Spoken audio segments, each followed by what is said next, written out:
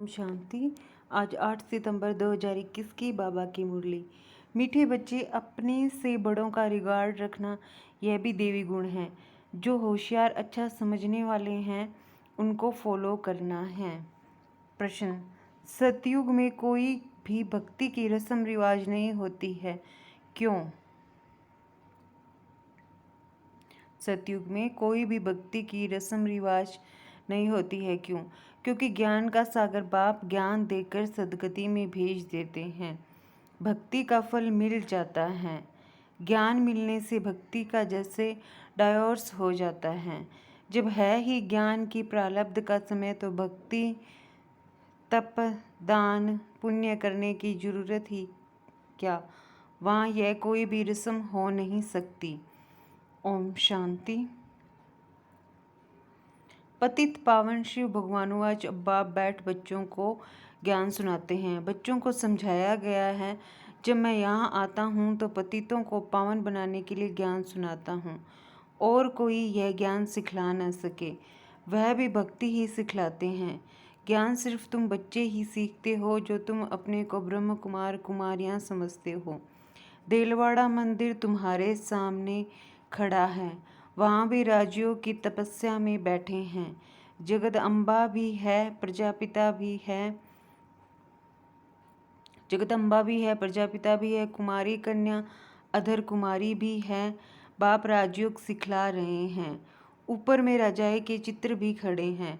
बाप कोई भक्ति नहीं सिखलाते हैं, भक्ति ही उनकी करते हैं जो सिखला कर गए हैं, परंतु उनको पता नहीं है कि कौन राजयोग सिखलाए राजाई स्थापन करके गए हैं। तुम बच्चे अभी जानते हो, भक्ति अलग चीज़ है, ज्ञान अलग चीज़ है। ज्ञान सुनाने वाला है ही एक, और कोई सुना न सके। ज्ञान का सागर एक ही है, वही आकर ज्ञान से पतितों को पावन बनाते हैं। और जो भी सत्संग है उनमें कोई भी ज्ञान नहीं सिखला सकते। भल अपने को श्री श्री 108 जगतगुरु भगवान भी कहते हैं, परंतु ऐसे कोई नहीं कहते कि मैं सबका परम पिता ज्ञान का सागर हूँ। उनको कोई परम पिता तो कहते ही नहीं, यह तो जानते ही हैं कि परम पिता पतित पावन है। ये पॉइंट्स बुद्धि में अच्छी रीति रखनी है। मनुष्य कहते हैं ये ब्रह्म कुमारियाँ तो भक्ति को डायोर्स देती हैं, लेकिन जब ज्ञान मिलता है तो भक्ति को डायोर्स देना ही है। ऐसे नहीं, जब भक्ति में जाते हैं तो उस समय यह मालूम ऐसे नहीं जब भक्ति में जाते हैं तो उस समय यह मालूम पड़ता है कि हम ज्ञान को डायोर्स देते हैं। नहीं, वह तो ऑटोमेटिकली राम राज्य में आ जाते हैं। अभी तुमको समझ मिली है कि बाबा हमको राजयोग सिखला रहे हैं। राजयोग का ज्ञान है, इनको भक्ति नहीं कहेंगे। भगवान ज्ञान का सागर है, वह कभी भक्ति नहीं सिखलाएंगे। भक्ति का फल है ही ज्ञान। ज्ञान से होती है सदगति। कलयुग के अंत में सब दुखी हैं, इसलिए इस पुरानी दुनिया को दुख धाम कहा जाता है। इन बातों को अभी तुम समझते हो। बाप आया हुआ है भक्ति का फल अर्थात सदगति देने। राजयोग सिखला रहे हैं, राजयोग सिखला रहे हैं। यह है पुरानी दुनिया जिसका विनाश होना है। हमको राजाई चाहिए नई दुनिया में। यह राजयोग का ज्ञान है। ज्ञान सिखाने वाला एक ही परम पिता परमात्मा शिव है। उनको ही ज्ञान सागर कहा जाता है, कृष्ण को नहीं। कृष्ण की महिमा ही अलग है। जरूर आगे जन्म में ऐसा कर्तव्य किया है जो प्रिंस बना है। जरूर आगे जन्म में ऐसा कर्तव्य किया है जो प्रिंस बना है। अभी तुम जानते हो हम राजयोग का ज्ञान ले नई दुनिया में स्वर्ग का प्रिंस प्रिंसेस बनेंगे। स्वर्ग को सदगति, नरक को दुर्गति कहा जाता है। हम अपने लिए राज्य स्थापन कर रहे हैं। बाकी जो ये ज्ञान नहीं लेंगे, पावन नहीं बनेंगे तो राजधानी में आ नहीं सकेंगे, क्योंकि सतयुग में बहुत थोड़े होंगे। कलयुग अंत में जो इतने अनेक मनुष्य हैं वह जरूर मुक्ति धाम में होंगे। गुम नहीं हो जाते हैं, सब घर चले जाते हैं। अभी तो बच्चों को घर याद रहता है कि अब 84 जन्मों का चक्र पूरा होता है, नाटक पूरा होता है, अनेक बार चक्र लगाया है, यह तुम ब्राह्मण बच्चे ही जानते हो। ब्राह्मण तो बनते जाते हैं। 16 108 की माला है। सतयुग में तो बहुत नहीं होंगे। सतयुग का मॉडल रूप भी दिखलाते हैं ना। बड़ी चीज का मॉडल छोटा होता है, जैसे सोने की द्वारिका दिखलाते हैं। कहा जाता है द्वारिका में कृष्ण का राज्य था। अब द्वारिका में कहेंगे व दिल्ली में कहेंगे। जमुना का कंठा तो यहाँ दिल्ली में है, वहाँ तो सागर है। ये तो बच्चे समझते हैं जमुना का कंठा था कैपिटल, द्वारिका कैपिटल नहीं है। दिल्ली मशहूर है, जमुना नदी भी चाहिए, जमुना की महिमा है। परिस्तान दिल्ली को ही कहा जाता है। बड़ी गद्दी दिल्ली ही होगी। अभी तो बच्चे समझते हैं भक्ति मार्ग खलास हो, ज्ञान मार्ग होता है। ये देवी राजधानी स्थापन हो रही है। बाप कहते हैं आगे चल तुमको सब मालूम पड़ जाएगा, कौन कौन कितना पास होते हैं। स्कूल में भी मालूम पड़ता है, फलाने इतने नंबर से पास हुए हैं।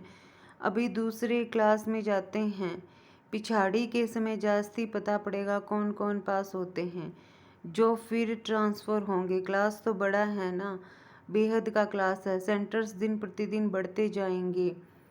कोई आकर 7 रोज का कोर्स अच्छी रीति लेंगे। 1-2 रोज का कोर्स भी कम नहीं है। देखते हैं कलयुग का विनाश सामने खड़ा है। अब सतो प्रधान बनना है। बाप ने कहा है बुद्धि योग मेरे से लगाओ तो सतो प्रधान बन जाएंगे, पवित्र दुनिया में आएंगे। पार्ट तो जरूर बजाना ही है। जैसे ड्रामा में कल्प पहले पार्ट बज चुका है। भारतवासी ही राज्य करते थे, फिर वृद्धि को पाया है। झाड़ वृद्धि को पाता जाता है। भारतवासी देवी देवता धर्म वाले हैं, परंतु पावन न होने के कारण उन पावन देवताओं को पूजते हैं। जैसे क्रिश्चियन लोग क्राइस्ट को पूजते हैं। आदि सनातन देवी देवता धर्म है। सतयुग की स्थापना करने वाला है बाप। बरोबर सतयुग में इन देवताओं का राज्य था, तो जरूर एक जन्म पहले इन्होंने पुरुषार्थ किया होगा। जरूर वह संगम ही होगा, जबकि पुरानी दुनिया बदल नई दुनिया होती है। कलयुग बदल सतयुग आना है तो कलयुग में पतित होंगे। बाबा ने समझाया है, यह लक्ष्मी नारायण का चित्र बनाते हो व लिटरेचर छापते हो तो उसमें लिख देना चाहिए कि इन्होंने इस सहज राजयोग के ज्ञान से आगे जन्म में ये पुरुषार्थ किया है।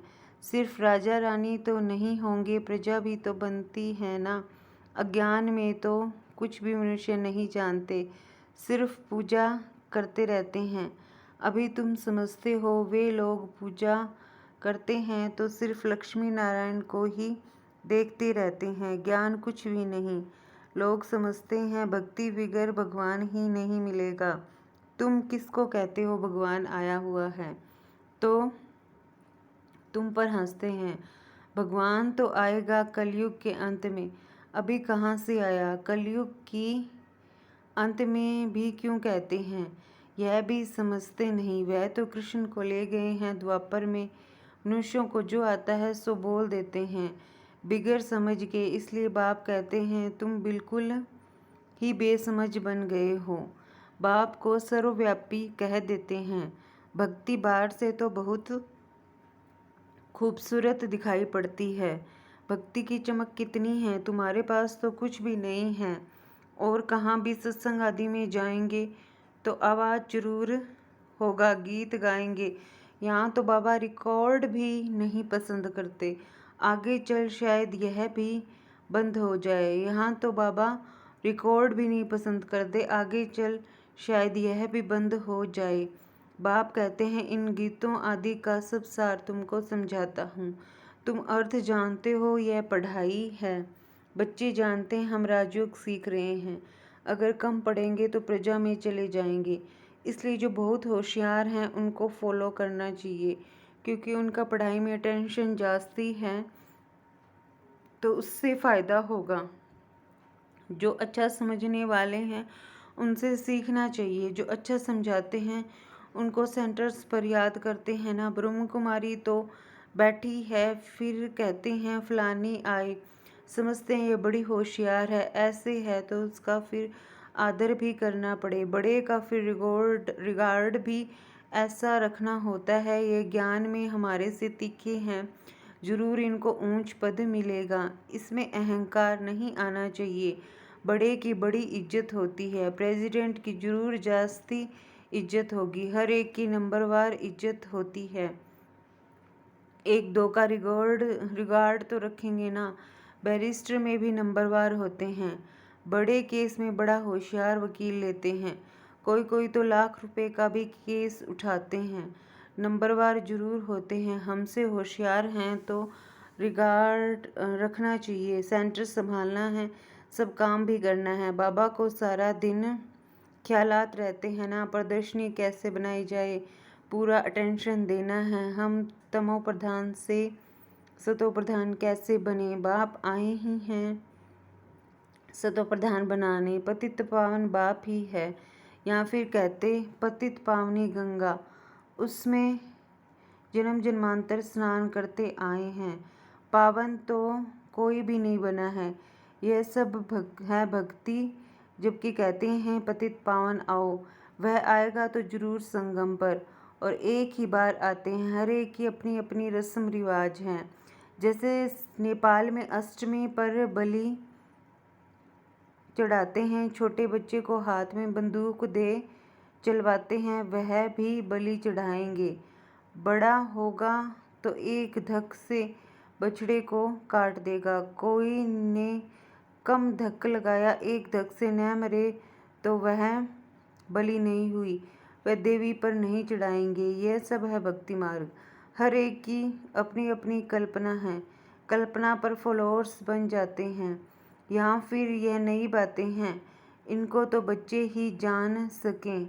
एक ही बाप बैठ सृष्टि के आदि मध्य अंत का ज्ञान सुनाते हैं, तुमको खुशी रहती है। हम सब दर्शन चक्रधारी हैं और कोई समझ न सके, तुमको सभा में हम कहेंगे सर्वोत्तम ब्राह्मण कुलभूषण सब दर्शन चक्रधारी, तो इसका अर्थ तुम समझेंगे।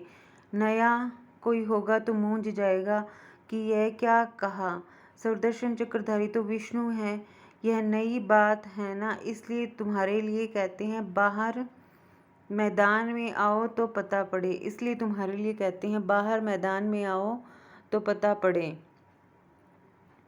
तुम्हारा है ज्ञान मार्ग, तुम 5 विकारों पर जीत पाते हो, इन असुरों 5 विकारों से तुम्हारी लड़ाई है, फिर तुम देवता बनते हो और कोई लड़ाई की बात नहीं होती। जहाँ असुर है वहाँ देवताएं होते नहीं, तुम हो ब्राह्मण देवता बनने वाले जो पुरुषार्थ कर रहे हो।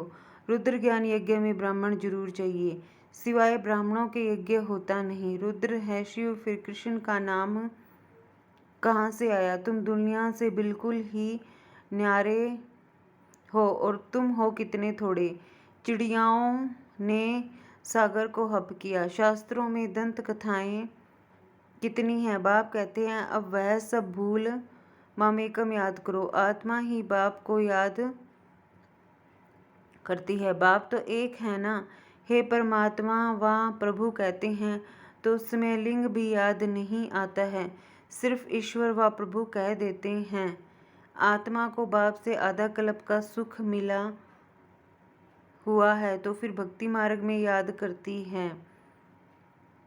अभी तुमको नॉलेज मिली है आत्मा क्या है, परमात्मा क्या है। हम सब आत्माएं मूल वतन में रहने वाली हैं, वहाँ से नंबरवार पार्ट बजाने आती हैं। पहले आते हैं देवी देवताएं, कहते हैं क्राइस्ट के पहले देवी देवता धर्म था, 5000 वर्ष की बात है। वो लोग कह देते 50,000 साल की है, पुरानी चीज़ है, परंतु 50,000 वर्ष की पुरानी चीज़ कोई हो नहीं सकती। ड्रामा है ही 5000 वर्ष का, मुख्य धर्म है ही यह, इन धर्म वालों के ही मकान आदि होंगे। पहले पहले जो तो रजोगुणी बुद्धि थे, अभी तो और ही तमोगुणी बुद्धि वाले हैं। प्रदर्शनी में कितना समझाते हैं, किसी की समझ में थोड़े ही आता है। ब्राह्मणों की ही स्पेलिंग लगनी है तो बच्चों को समझाया गया है। ज्ञान अलग चीज़ है, भक्ति अलग चीज़ है। ज्ञान से सद्गति होती है, इसलिए कहते भी हैं, हे पतित पावन आओ दुख से लिबरेट करो। फिर गाइड बन साथ ले जाएंगे। बाप आकर आत्माओं को ले जाते हैं। शरीर तो सब खत्म हो जाएंगे, विनाश होगा ना। शास्त्रों में एक ही महाभारत की लड़ाई गाई हुई है। कहते भी हैं यह वही महाभारत की लड़ाई है, वह तो लगनी ही है। सबको बाप का परिचय देते रहो। तमो प्रधान से सतो प्रधान बनने का उपाय तो एक ही है। बाप कहते हैं मामेकम याद करो तो विक्रम विनाश हो जाएंगे और आत्मा मेरे साथ चली जाएगी। सबको संदेश देते रहो तो बहुतों का कल्याण होगा। अच्छा, सबको संदेश देते रहो तो बहुतों का कल्याण होगा। अच्छा, मीठे मीठे सिकिलदे बच्चों प्रति माता पिता बाप दादा का याद प्यार और गुड मॉर्निंग। रूहानी बाप की रूहानी बच्चों को नमस्ते। हम सब रूहानी बच्चों की रूहानी माता पिता बाप दादा को याद प्यार, गुड मॉर्निंग, नमस्ते, ओम शांति। शुक्रिया बाबा, शुक्रिया। धारणा के लिए मुख्य सार।